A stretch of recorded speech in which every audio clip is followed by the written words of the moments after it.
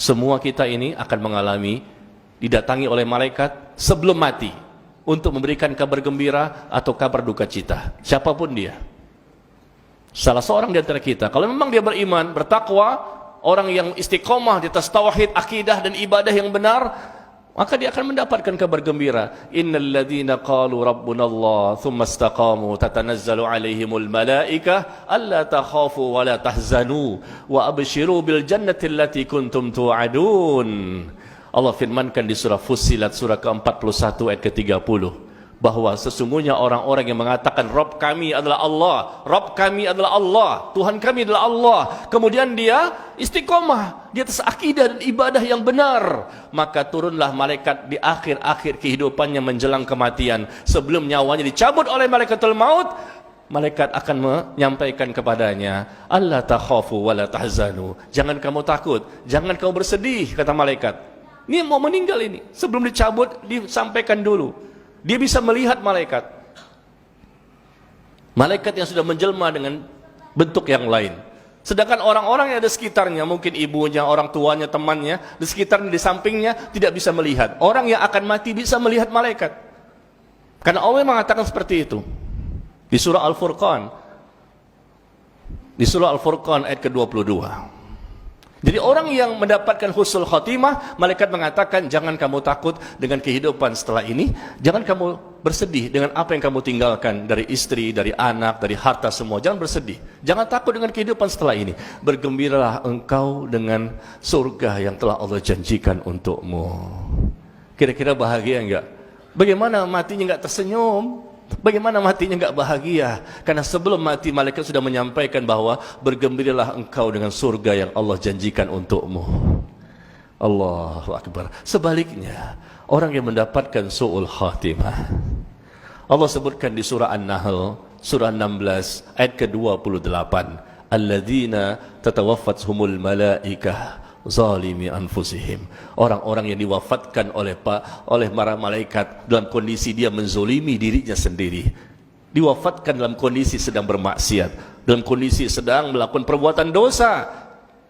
Maka datanglah malaikat pada waktu itu sebelum dicabut nyawanya. Kita nggak tahu prosesnya seperti apa, tapi ini Allah yang berfirman, kita imani, kita yakini hak demi Allah, pasti ini terjadi karena Allah berfirman tidak pernah berdusta. Allah menyatakan di surah Al-Furqan ayat ke-22 bahwa yauma yarawnal malaikah la busyra yauma idzin lil mujrimin wa yaqulun hijran mahjura. Ini kondisi orang yang mendapatkan su'ul khatimah. Ketika diwafatkan oleh para malaikat, malaikat pun mengatakan kepadanya, la busyra yauma idzin lil mujrimin, tidak ada kabar gembira pada hari ini bagi orang-orang yang melakukan perbuatan dosa dan maksiat. Tidak ada kabar gembira sebagaimana orang-orang yang mendapatkan tadi husnul khatimah. Bergembiralah engkau dengan surga yang Allah telah janjikan untukmu. Jangan kamu takut dengan kehidupan setelah ini. Jangan kamu bersedih dengan apa yang kamu tinggalkan. Bergembiralah. Sebelum mati dia sudah tahu bahwa dia akan masuk surga nantinya. Diinformasikan sebelum mati. Otomatis insya Allah orang ini punya peluang yang sangat besar untuk mendapatkan nikmat kubur.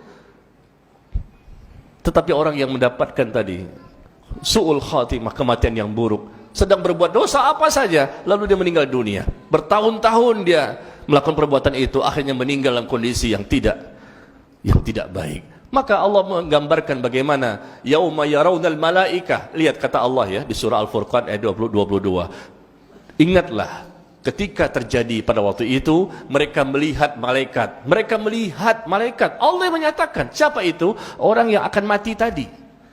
Dia mampu untuk bisa melihat malaikat dengan izin Allah, tapi dalam bentuk yang lain. Karena manusia selain Rasulullah tidak bisa melihat malaikat dalam bentuk rupa yang asli.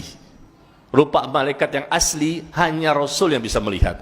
Sebagaimana Rasul pernah melihat malaikat Jibril dalam bentuk rupanya yang asli 2 kali, di mana Rasul mengatakan bahwa pada waktu itu Jibril memperlihatkan rupanya yang asli, di mana dia memiliki 600 sayap yang menutupi seluruh ufuk yang ada di langit. Dan maka Rasul pun pingsan seketika. 600 sayap besarnya malaikat Jibril itu menutupi langit ketika dia memperlihatkan wujud aslinya kepada Nabi sallallahu alaihi wasallam 2 kali.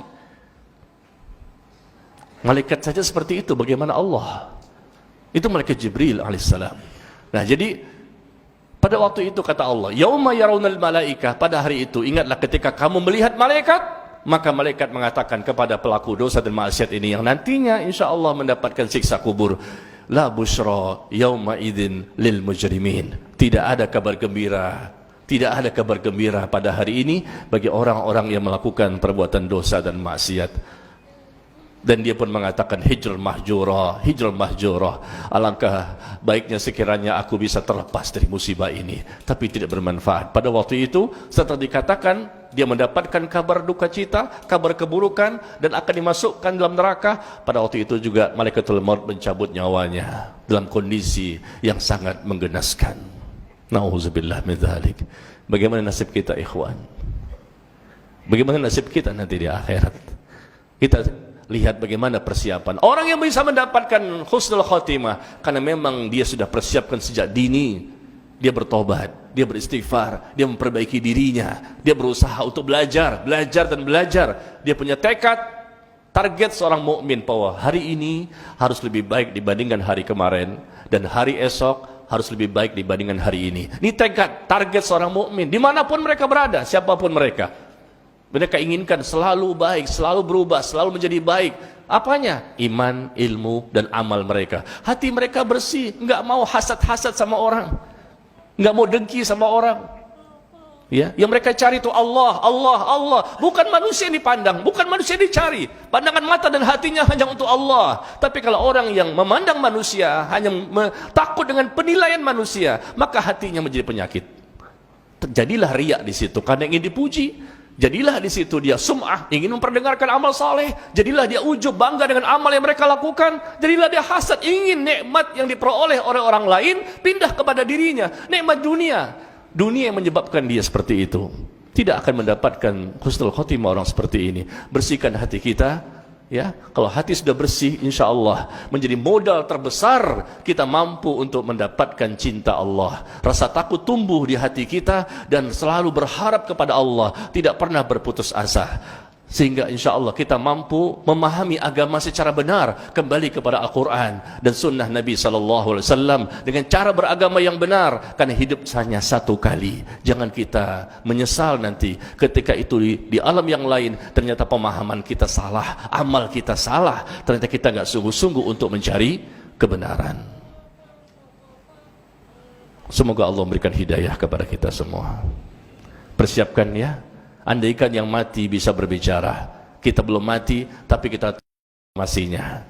Itulah yang diinginkan oleh mereka, dan kita bicara seperti ini dalam rangka untuk memotivasi diri kita agar kita semakin baik untuk mempersiapkan bekal sebanyak-banyaknya. Semoga kita harapan mendapatkan kabar gembira dari para malaikat tadi. Sebelum meninggal dunia, maka malaikat pun mengatakan kepada kita ya, harapan yang sangat besar, yaitu malaikat mengatakan, jangan kamu takut, jangan kamu bersedih, bergembiralah dengan surga yang Allah telah janjikan untukmu. Semoga Allah mengijabah doa kita. Wallahu a'lam bishawab. Subhanakallahumma wa bihamdika, asyhadu an la ilaha illa anta, astaghfiruka wa atubu ilaik. Wassalamualaikum warahmatullahi wabarakatuh.